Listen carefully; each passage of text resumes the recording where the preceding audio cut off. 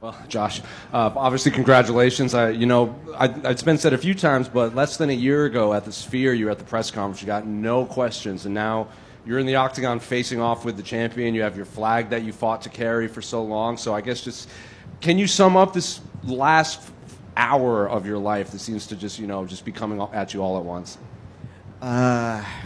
We just, me and my team always know, what we can do. So nothing surprised me, you know what I mean? So I know I was always going to be here at the number one spot. Remember, I bring my name?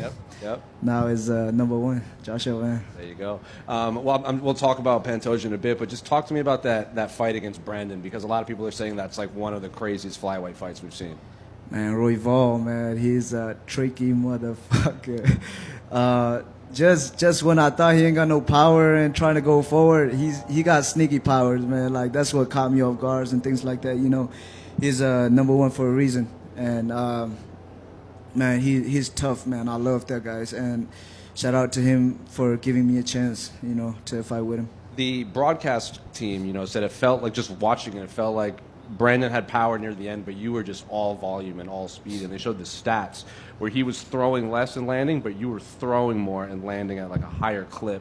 So I guess what's it like being in there that you land like 7-8 punches on the guy and he's still walking forward? Like I said, Royval, like I know what I signed up for, when I fought him. But I thought I was going to get the finish, but he's tough, man. He's tough. So I think I heard him a couple of times. Was it the first round or the second round? First one you clipped him, and the yes, you dropped him, yeah. And I'm trying to follow up, but like I said, he's sneaky with them powers punches, man. Every time I hit him, he always come back with something stronger. So you know what I mean? And my coaches, they don't want me to rush in and things like that. So much respect to him. And it's not every day we get, the number one contender to enter the octagon and face off with the reigning champion. So I guess, what did you make of Pantoja's win? And have you and your team already started kind of breaking down holes or openings that they've seen? No, man. I just watch his fight just to watch. I never study him because I'm like one fight at a time. You know what I mean? So after this, we go back and then we gonna study him. So you know what I mean? This is the new era of fighting. And the last two fights he's had, it's been heavy grappling, take him down, choke him out. So I guess you're going to be putting on the wrestling shoes, preparing for Pantoja? My takedown defense is on point too. So he never fought Joshua Van, and so you know what I mean. Soon we gonna find out. And then just last one for me.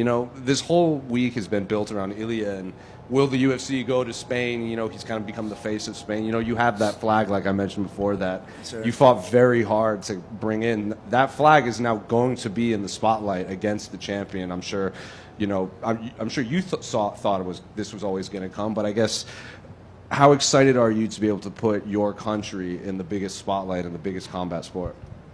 It mean everything. It mean everything. Just to be able to represent my country. The new generation seeing me doing this thing, a couple of years ago, they never thought a Myanmar, a Burmese person would never got to this level. And now that they see me doing it, you know what I mean? Like a lot of new generation be hitting me up to go to the gyms and things like that. So it opened a lot of eyes, not just with the kid, but with the parents and things like that too. So I'm very, very happy. Sorry. How obviously winning the title is something every fighter wants, but to beat a champion who's clearly as good or as great even as Pantoja, would that be extra special, or is it more the belt than the person that you're interested in? Yeah, man, the legacy that he have in this division, you know what I mean, just beating him it's just going to be greater for my legacy too. You're obviously the same age as John Jones was when he won the belt. So do you go to the UFC and be like, hey, book me before I turn 24 so I can at least match his records? So they're going to have to book me before October, so you know what I mean? But the doctor suspended me. So, wow. Yeah. Hey, Josh, over here. Congratulations on the win. It was a quick turnaround for you. I know when you get an opportunity like this, you got to take it. I don't know if you want to reveal this now. Was there any bumps and bruises going into this fight? I know you're not 100%, but you got the win now. So if there's anything you're dealing with, you could probably tell us. My big toe was fucked up. It was just we can't really throw kicks in the fight camp or anything. You know what I mean? But you know, come fight day, like I was throwing it because, you know, I think adrenaline or something, you know what I mean? So, yeah, that my big toe was fucked up. That was it. Yeah, and obviously this fight with Pantoja is going to be 5 rounds, but you've had title fights before on the regional scene before you got in. Like, do you feel comfortable, you know, going 5 rounds in the UFC as well? I know it was a couple years back, but or is the focus, you know, when you fight Pantoja, going to be on those extra rounds as well? That's if it's gonna last. You know what I mean? Fair enough. 5 Yeah, rounds, no, I so, get it. Like I said, man, I'm Joshua Van. I don't fight like these guys. Yeah. So it's gonna be a whole different fight. Yeah, and do you wish this fight was 5 rounds, just the way it sort of ended in that third? Do you think another round you could have put him out? I mean, 5 rounds, I could have get the finish, right?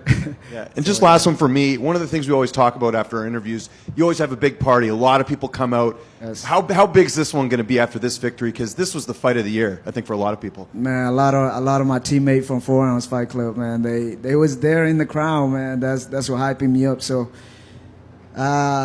we about to go back to hotels and, you know, plan something. All right, thank you.